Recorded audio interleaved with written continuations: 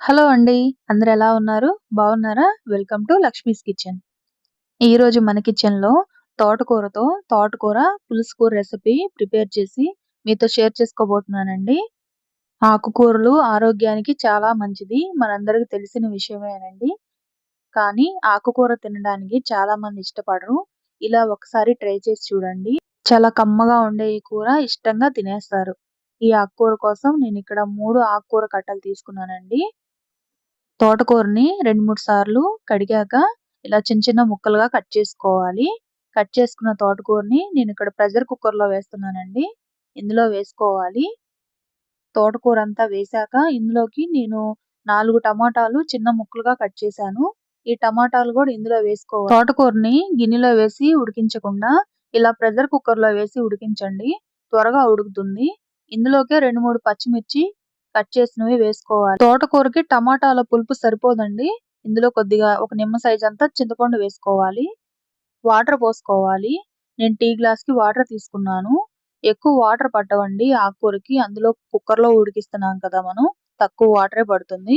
తోటకూర ఉడకటానికి 4, 5 విజిల్స్ వస్తే సరిపోతుందండి. వెంటనే మూత తీయకుండా ప్రెషర్ అంతా పోయేదాకా ఆగి, ఇప్పుడు పప్పు ఎలా అయితే మెదుపుతామో అలా మెదుపుకోవాలి. తోటకూర మెదగడానికి 2, 3 నిమిషాలు పడుతుంది. ఇప్పుడు తాలింపు వేసుకోవాలండి తోటకూరకి. తోటకూర తాలింపులోనే చాలా టేస్ట్ వస్తుందండి.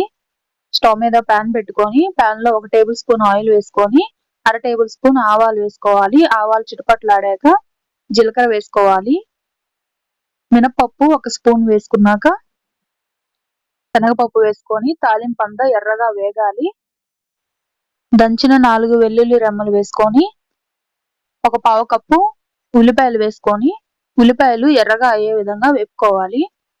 ఉల్లిపాయలు బంగారు రంగులోకొచ్చాక 4, 5 ఎండుమిర్చి వేసుకొని వేపాక 2 రెమ్మలు కరివేపాకు వేసుకోవాలి.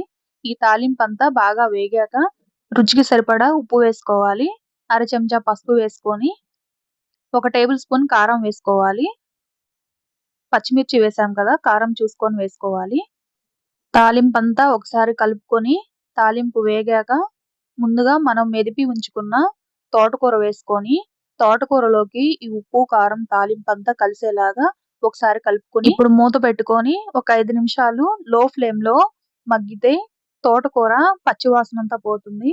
చాలా బావుంటుందండి ఈ రెసిపీ. చాలా ఈజీగా గూడా ప్రిపేర్ చేసుకోవచ్చు. అన్నంలోకే కాదండి, చపాతీల్లోకి గానీ, పుల్కాల్లోకి గానీ చాలా కమ్మగా ఉంటుంది ఈ తోటకూర. అంతేనండి.